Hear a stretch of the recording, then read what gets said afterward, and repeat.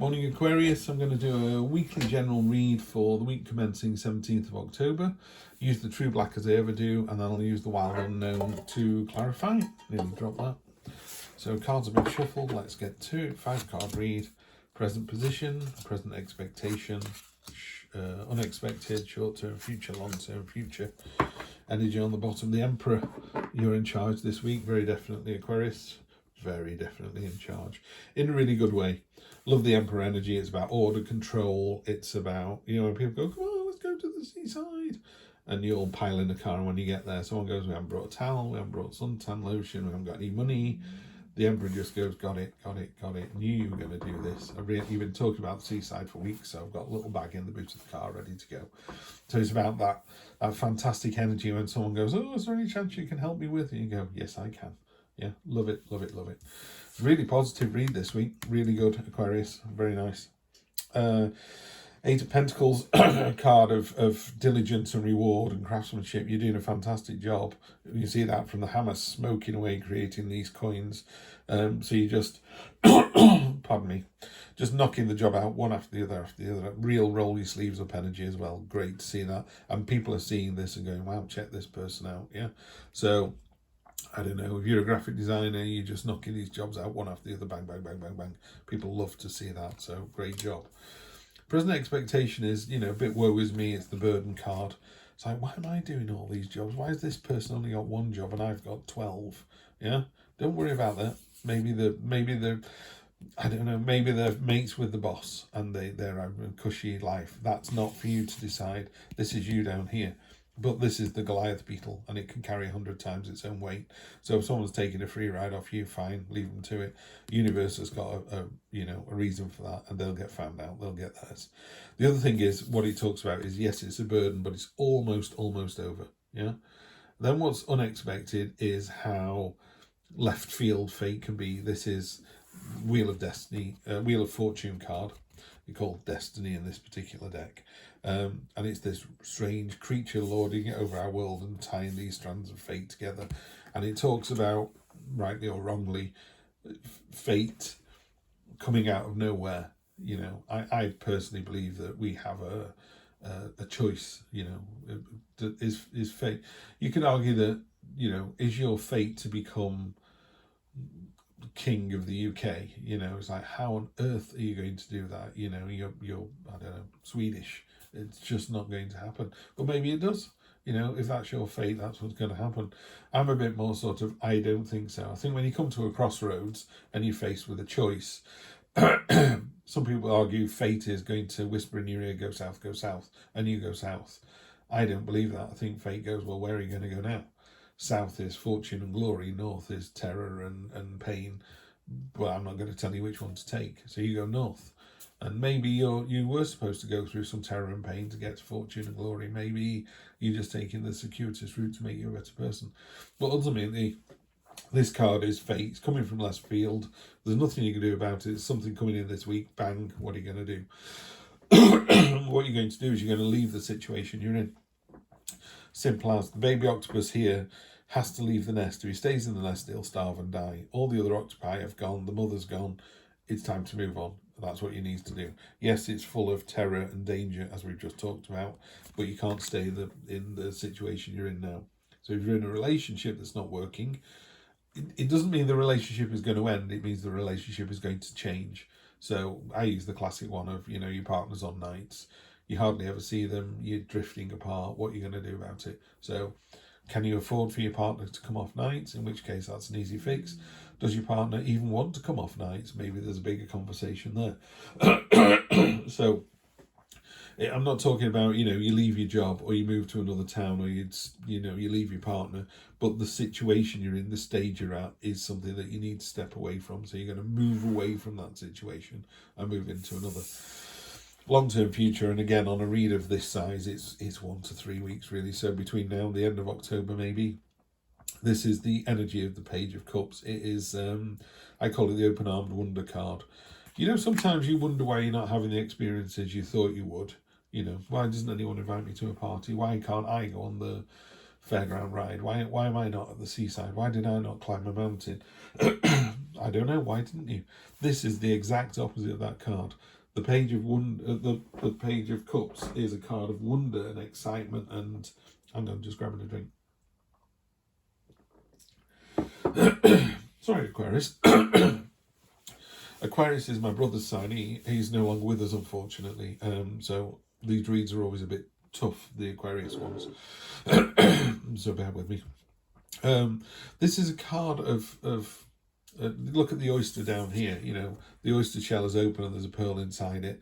This is seeking out experiences, being open to new experiences, but really genuinely with an open heart. She's got an innocence about her as well that's signified by the rabbit, and she's feeding it honeyed water. You know, it's a very beautiful card. It's a very gentle card. It's fantastic, gentle energy. You know, you meet people, and when they leave your sphere of influence or whatever, they walk away, you just go, what a bloody nice person she is. You know, that's it. You know, I think the word nice is really underused and underrated. You know, say to somebody, that was a really nice day, that was a really nice person, that was a really nice comment. And it was. Just take the word nice and use it properly. So that's what this energy is. It's just a nice, gentle, open-armed energy. It's about someone going, you know what, we're all thinking of going to New Zealand, and you just going, go on then, let's go for it. And there's no fear, there's no worry. It's like, fine, let's have the experience, let's see what happens. Maybe it falls by the wayside, you can't afford to go, but you know, the five of you are thinking that, have decided, oh sorry, let's get on a train and go to Bath at the weekend. You know, just jump on a train and go somewhere different. I've never been to Bath, I'll go there and have a look. I have actually, but you know, go to Bath, go to Bristol, go to Edinburgh, go to Glasgow, go to South Shields, go to Liverpool, go to Manchester. You know, just go somewhere. Just walk down the streets, go, this is nice, go to a museum. That's what she's all about, just doing something different and just having the adventure, the experience. That's because you're leaving the situation you're in at the moment. Yeah. So again, to refer back to, you know, your partners on nights. Well, if you finished your shift and your partner's not home for 3 hours, what are you going to do with those 3 hours? Go to a museum, go and join a knitting circle, you know, do something. That's what it's asking you to do. We got the Tower moment on here. Yeah, it ties in really nicely with the incoming Destiny card. So you're doing a fantastic job, and everybody can see that. That's not to say that, you know, something's not going to come out of left field and just smash it all down. So you're a carpenter and your hut burns down, fine, you've got insurance, it'll take you a couple of months, you'll be back up and running again, bigger and better than before. You're having a fantastic relationship, everyone thinks the two of you are absolutely brilliant together, and you find out your partner's having an affair.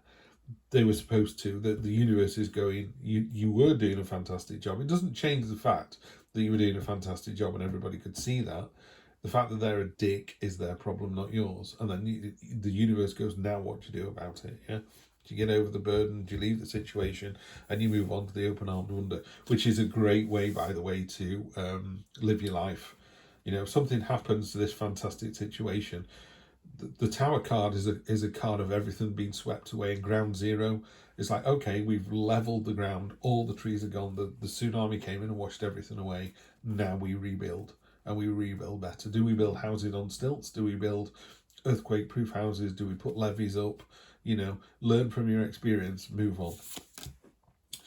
On top of the burden card, you know, saying it's a burden, you're almost there and someone's having a free ride. That's been noticed because this is a card of triumph and victory. Someone's gone, well done you. Yeah, great job. So yeah, keep doing what you're doing because it does turn out right in the end. Father of Swords is the King of Swords, my way or the highway.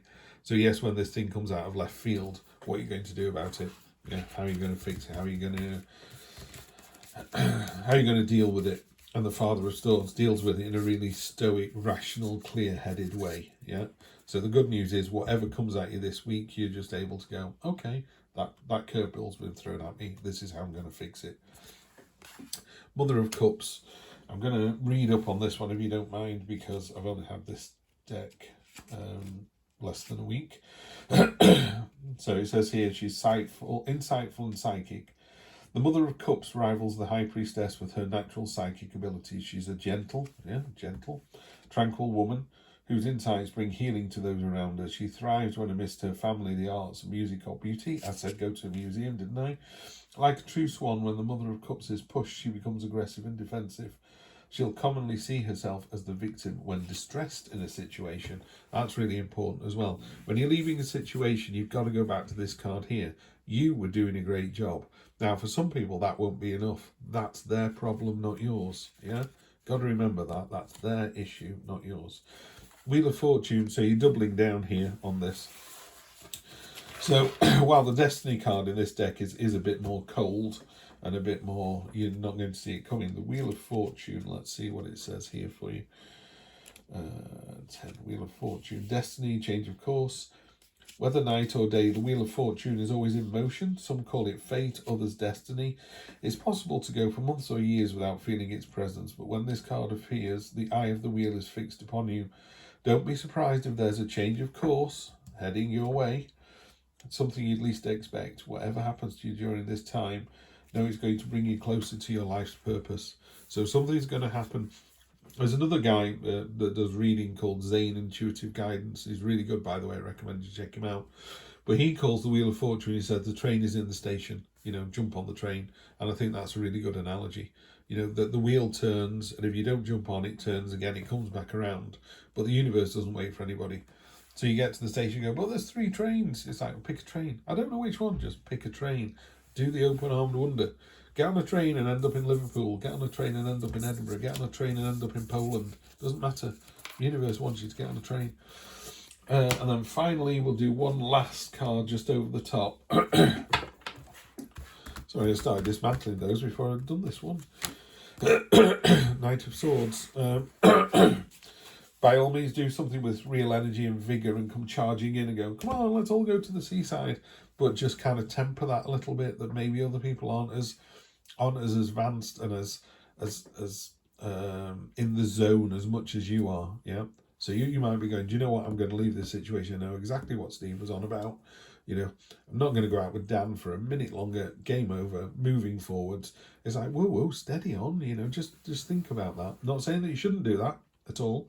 I'm just saying the great thing about the Knight of Swords is this kind of movement and impetuosity and vigour and real kind of, I'm cutting through the red tape. Enough of this bullshit. Yeah.